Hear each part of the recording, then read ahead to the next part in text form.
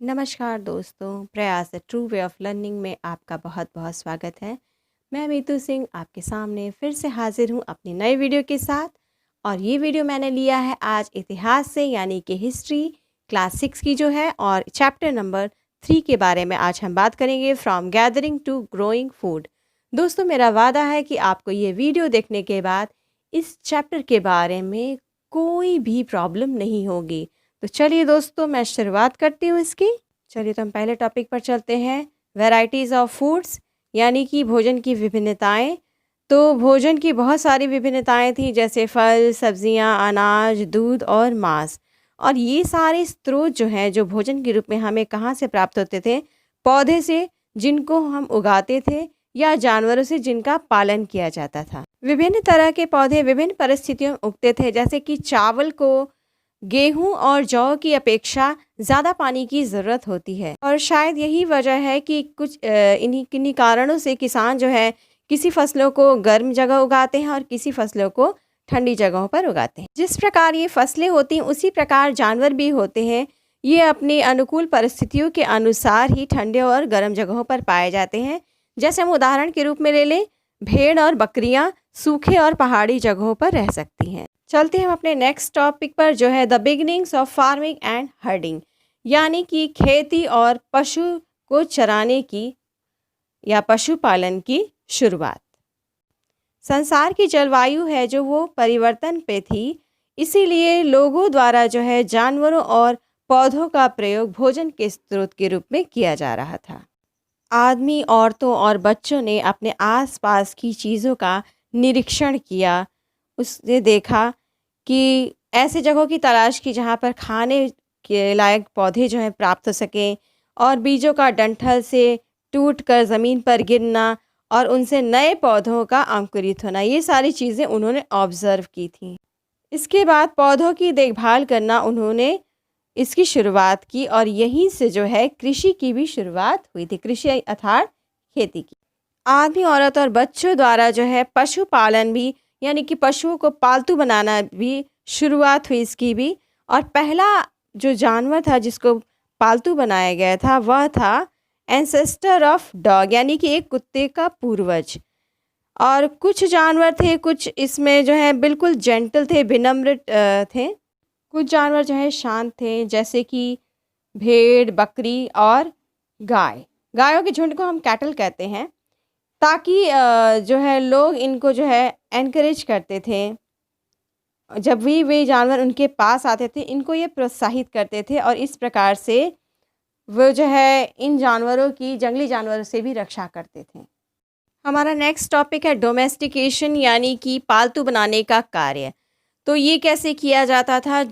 कुछ जानवरों और पौधों को जब हम उनका देखभाल करने लगते हैं, उनकी देखभाल करने की क्रिया जो है, इसी को हम पालतू बनाने की क्रिया कहते हैं, जिसको हम इंग्लिश में डोमेस्टिकेशन कहते हैं। तो देखिए, कुछ ऐसे जानवरों का चुनाव किया जाता था जो कि दूध देते थे और जो कि बच्चे भी दे सकते थे, ब्रीडिंग थी उनके अंदर। जैसे काऊ, गोट, गाय, बकरी, इसका पालन होता था। और कुछ ऐसे अनाजों का चुनाव किया जाता था जिनमें बड़े बड़े दाने उगते थे और जिनके मजबूत डंठल होते थे। तो ऐसे प्लांट्स का और ऐसे जानवरों का चुनाव उनके द्वारा किया जाता था कि हम इन्हीं अनाज की खेती करेंगे, या इन्हीं जानवरों को जो है हम इसका डोमेस्टिकेशन करेंगे। नेक्स्ट हमारा topic a new way of life, यानी कि जीवन जीने का एक नया ढंग। देखिए, एनिमल्स को जो है दोनों तरीके से स्टोर किया जाता था, उनको भंडारित करके रखा जाता था। एक तो भोजन के स्रोत में, और एक डोमेस्टिकेशन के पर्पस से, यानी कि उनको घरेलू बनाने की क्रिया से। और ये जो है जानवर या पौधे, इनसे हमें जो है फूड प्राप्त होता था, भोजन प्राप्त होता था, या उनको डोमेस्टिकेशन के लिए रखा जाता था। और दूसरे शब्दों में हम ये भी कह सकते हैं कि एनिमल्स को हम पालते भी थे और भोजन के स्रोत के रूप में प्रयोग भी करते थे। हमारा नेक्स्ट टॉपिक है finding out about the first farmers and herders, यानी कि सबसे जो प्रथम किसान थे और जो चरवाहे थे, उनकी तलाश करना, उनके बारे में जानना। तो चलिए हम देखते हैं। सबसे पहले जो नीचे मैप दिया है, इसमें कुछ ऐसे प्लेसेस हैं, जगह हैं जो कि उन जगहों से संबंधित है जहाँ पर आर्कियोलॉजिस्ट को, इतिहासकारों को कुछ सबूत मिले थे प्रथम कृषक या प्रथम चरवाहे की। तो इसको ढूँढने के लिए हम जो इस मैप को गौर से देखेंगे, इस नीचे दिए गए मैप में जितने भी ब्लू स्क्वायर्स हैं जो कि इसको आइडेंटिफाई करें इन सारे प्लेसेस को, तो ये सारे प्लेसेस इसके हैं जैसे कि कोल्डिहवा, चिरान, मेहरगढ़, बुर्ज़होम और दाउजली हेडिंग। तो ये सारे प्लेसेस हैं जो कि उन फार्मर्स से, उन किसानों से, प्रथम किसानों और चरवाहों से संबंधित हैं, या जहाँ हमें इनसे संबंधित सबूत मिले हैं, कुछ एविडेंसेस मिले हैं, जैसे कि कुछ हड्डियाँ या अनाज के दाने, ये सभी इन स्थानों से हमें प्राप्त हुए हैं। हमारा नेक्स्ट टॉपिक है टुवार्ड्स अ सेटल्ड लाइफ, यानी कि एक व्यवस्थित जीवन की ओर। इतिहासकारों को कुछ घरों और झोपड़ियों के कुछ स्थानों पर अवशेष प्राप्त हुए हैं, जैसे बुर्ज़होम में। बुर्ज़होम अभी ये कश्मीर में है प्रेजेंट टाइम में। वहाँ पे जब लोग रहते थे तो वो अपने घर जो है ज़मीन के अंदर खोद कर बनाते थे, ग्राउंड के अंदर, और उसमें अंदर की ओर सीढ़ियाँ जाती थी और ठंडे मौसम में ये उन्हें प्रोटेक्ट करती थी। तो कोल्ड वेदर में ये उन्हीं में रहते थे। और कुछ पकाने वाले चूल्हे भी यहाँ से प्राप्त हुए जो कि झोपड़ियों के अंदर और बाहर दोनों जगहों पर थे। तो इससे ये साबित होता है कि वो दोनों जगहों पर झोपड़ी के कभी अंदर रहते थे और बाहर रहते थे। और इससे ये भी समझ में आता है कि वो मौसम के अनुसार रहा करते थे, जैसे कि ठंड में अंदर और गर्मी में बाहर रहा करते थे। कुछ पत्थरों के औजार भी पाए गए थे जो कि पैलियोलिथिक एज से बिल्कुल अलग थे, यानी कि पूर्व पाषाण काल से बिल्कुल अलग थे। इसलिए इतिहासकारों ने जो है अंदाज़ा लगाया कि ये शायद नवपाषाण काल के हो सकते हैं। कुछ टूल्स जो हैं पॉलिश किए जाते थे उनको एक सुंदर किनारा देने के लिए, और मॉर्टर्स और पेसल भी पाए गए थे, यानी कि खलबट्टा हम जिसे कहते हैं, ओखल कहते हैं, ओखल और मूसल। तो इसका प्रयोग जो है अनाज को कूटने पीसने के लिए किया जाता था। अनाज को, या हम और भी कोई पौधे के प्रोडक्ट्स को हम कह सकते हैं, यानी कि पौधे की कोई अन्य खाद्य वस्तुएं। हज़ारों साल बाद भी इसका अभी भी यूज़ होता है। और जो पैलियोलिथिक एज के यानी कि पूर्व पाषाण काल के जो औजार थे उनका प्रयोग होता रहा, उनको बनाया जाता रहा, और ये हड्डियों के, पत्थरों के बने होते थे। घड़े भी पाए गए थे जिनका प्रयोग जो है सजाने के लिए, पकाने के लिए, भोजन पकाने के लिए, या अनाजों को भंडारित करने के लिए रखा जाता था। यानी हम उसमें अनाज को इकट्ठा करके भी रख सकते थे, जैसे चावल और मसूर की दाल, जो कि आज भी यूज़ में लाई जाती है। चावल और मसूर हम आज भी खाते हैं। गेहूँ वगैरह ये सारी चीज़ें रखी जा सकती थी, जो कि प्रेजेंट टाइम में हमारी मुख्य डाइट है बिल्कुल। कुछ लोगों ने शिकार को अपनाया, और कुछ लोग जो है कृषि का जीवन जी रहे थे, कृषि पर आधारित थे। और कुछ केसों में देखा जाए, कुछ घटनाओं में दोनों ही चीज़ें कर रहे थे, यानी कि कुछ लोग ऐसे भी थे जो खेती और शिकार दोनों करते थे। हमारा नेक्स्ट टॉपिक है व्हाट अबाउट अदर कस्टम्स, यानी कि जो अन्य रीति रिवाज थे उनके विषय में अब हम जानेंगे। देखिए, इतिहासकार इस बारे में निश्चित रूप से कुछ भी नहीं कह सकते थे, यानी कोई भी ऐतिहासिक चीज़ किस रूप में कब मिली उन्हें, ये प्रत्यक्ष रूप से उन्होंने हमें नहीं बताया। लेकिन विद्वानों ने जो है चरवाहों की ज़िंदगी और वर्तमान के किसान जो कि साधारण कृषि पर निर्भर थे, उनका अभ्यास कर रहे थे, उनके बारे में अध्ययन किया। उन्होंने ये भी पाया कि वे जो हैं कुछ निश्चित अपने नियमों को और कुछ उनके रीति रिवाज थे उनका वो अनुकूलन करके जी रहे थे, यानी कि कुछ तो प्रचलित थे जो पहले से थे, एक्सिस्टेड थे, और कुछ उन्होंने नवीन जो है परंपराएं निर्मित की थी, तो वो उसके अनुसार अपना जीवन यापन कर रहे थे। चलिए हम देखते हैं अपना नेक्स्ट टॉपिक जो है ट्राइब्स। तो ट्राइब्स का मीनिंग होता है जनजातियाँ। तो सबसे पहले हम ये जान लेते हैं कि ट्राइब्स होता क्या है। जब 2 या 3 पीढ़ियाँ पहले एक साथ रहती थी तो उनको हम ट्राइब्स कहते थे, यानी कि जनजातियाँ। और ये जो ट्राइब्स हैं इनके खुद के कुछ अपने धंधे होते थे, जैसे कि वो उनका अनुकूलन करते थे, उसको फॉलो करते थे, जैसे शिकार करना, झुंडों में रहना, खेती करना, चरवाही करना यानी कि पशुओं को चराना, और मछली पकड़ना। तो ये सारे इनके ऑक्यूपेशंस थे। और इसमें जो है देखिए औरतों आदमी बच्चों के काम बँटे हुए थे। तो औरतों का काम क्या था? खेतों को तैयार करना, बीजों को बोना और जो पौधे थे उनकी देखभाल करना, फसलों की कटाई करना, फसलों से भूसियों को अलग करना, उनकी थ्रेशिंग करना जिसे हम कहते हैं, और अनाज को पीसना। बच्चों के क्या कार्य थे?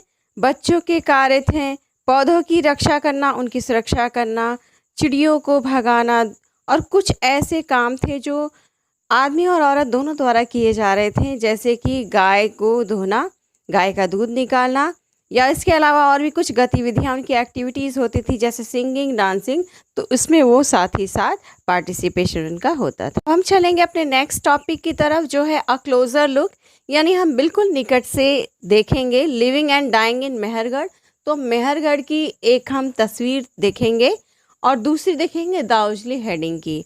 तो चलिए सबसे पहले living and dying in Mehrgarh, यानी कि मेहरगढ़ में जीवन और मरण। तो मेहरगढ़ कहाँ था पहले हम ये जान लेते हैं। ये जो है एक उपजाऊ ज़मीन के पास बोलन दर्रे के पास स्थित था और ये ईरान जाने वाले एक मुख्य मार्ग पर स्थित था, जो कि एक मेन रूट जो उसको जोड़ता था वहाँ पर था। और संभवतः ये वो स्थान था जहाँ पर आदमी और औरत दोनों ने गेहूं और जौ उगाना शुरू किया था और पशुपालन भी सबसे पहले इसी क्षेत्र में इसकी शुरुआत हुई थी। और ये पूर्व के गांवों में से एक है। खुदाई के बाद जो है यहाँ इतिहासकारों को कुछ एविडेंसेस भी मिले हैं, यानी कि कुछ साक्ष्य मिले हैं, कुछ सबूत मिले हैं उनके होने के, जो अर्लीस्ट लेवल के यानी कि पूर्व स्तर के।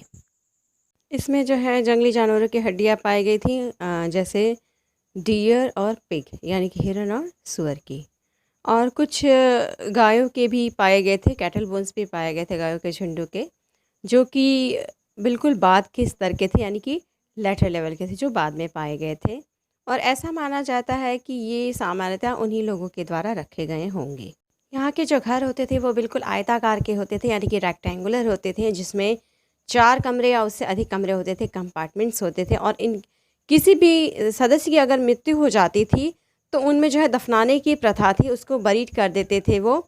और उनका ऐसा मानना था कि जो भी व्यक्ति मरता था उसके साथ वो कुछ जानवरों को भी दबाते थे, उनके साथ में दफनाते थे, जैसे कि बकरियां, क्योंकि उनका ऐसा मानना था कि जब वे अगले दुनिया में जाएंगे तो ये उनके खाने के काम आएंगे। ऐसा उनका विश्वास था, क्योंकि वो इस चीज़ की बहुत रेस्पेक्ट करते थे, उसका बहुत सम्मान करते थे। चलिए अब हम चलते हैं दाउजली हेडिंग की तरफ।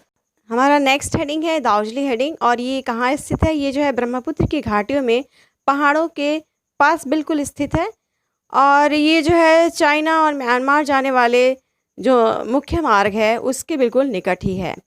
जेडाइट नाम का पत्थर जो है वो संभवतः चाइना से ही लाया गया था, चीन से आया था। और कुछ औजार भी पाए गए थे इसके अलावा, जैसे कि फॉसिल वुड।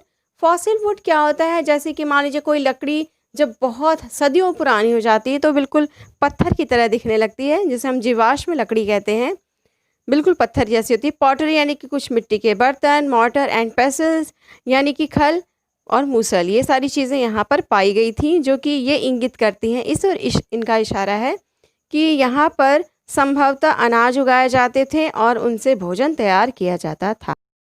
इस चैप्टर को ख़त्म करने से पहले आप नीचे दिए गए पिक्चर को ध्यान से देखिए। यहाँ 2 कैटेगरीज़ हैं, एक ग्रेन एंड बोन्स की और साइड्स की। तो चलिए हम देखते हैं, यानी कि अनाज और हड्डियाँ, और ये कहाँ पाई गई उसे हम साइट्स कहते हैं, प्लेसेस। वीट, बार्ली, शिप, गोट, कैटल, तो ये सारी चीज़ें जो हैं मेहरगढ़ में पाई गई, जो कि अब पाकिस्तान में है। राइस, फ्रेगमेंट्री एनिमल बोन्स यानी कि टूटे हुए जानवरों की हड्डियाँ, जो कोल्डियामा में पाई गई, ये उत्तर प्रदेश में है। राइस कैटल यानी कि चावल और गाय के झुंडों के खुरों के निशान, जो कि मिट्टी के सतह पर पाए गए हैं, ये पाया गया है महागढ़ा, उत्तर प्रदेश में जो है आज के समय में। वीट एंड लेंटिल, गेहूं और मसूर, ये पाया गया है जो है कश्मीर में, और प्लेस का नेम है, तो इस प्लेस का नेम है गुफ्रकाल। चलिए हम नेक्स्ट चलते हैं। वीट, लेंटिल यानी कि गेहूं, मसूर, डॉग, कैटल, गाय और कुत्ता, भेड़, बकरी, भैंस, ये सारी चीज़ें बुर्सों में पाई गई, जो कि कश्मीर में है। और इसी तरीके से ये सारी चीज़ें जो हैं अलग अलग, कुछ ईरान में पाई गई, तो कुछ हल्लूर में, पय्यमपल्ली, तो ये सारी साइट्स जो हैं जहाँ पे गेहूँ और के दाने और हड्डियाँ पाई गई। अब हम नेक्स्ट पिक्चर देख लेते हैं। तो ये जो है लेयरिंग है अर्लियर और लेटर लेवल। अर्लियर लेवल वो है जो पूर्व के स्तर है और लेटर लेवल जो हमें बाद में मिलते गए। यानी अगर हम 1 2 3 4 1 पे हम जाएंगे तो जो हमको सबसे पहले मिले तो वो नवीन काल के हैं 1 और 2 और 3 और 4 लेटर से रिलेटेड, यानी कि जो हमको सबसे लास्ट में मिली वो हो गई पूर्व काल की, यानी कि पैलियोलिथिक, फिर उसके बाद जो है मिडिल आपका आता है मेसोलिथिक, फिर नियोलिथिक। इसी तरीके से इसके सारे लेवल्स बनाए गए। तो दोस्तों इसी के साथ ही मेरा ये वीडियो यहीं समाप्त होता है और उम्मीद है दोस्तों कि ये चैप्टर आपको अच्छे से समझ में आया होगा। और यदि आपको अपने दोस्तों के साथ भी इसे कंसल्ट करना है तो जल्दी से मेरे चैनल को लाइक शेयर और सब्सक्राइब कर दीजिए और देखते रहिए मेरा चैनल, बने रहिए मेरे चैनल पर। मैं आपसे लेती हूँ विदा। धन्यवाद।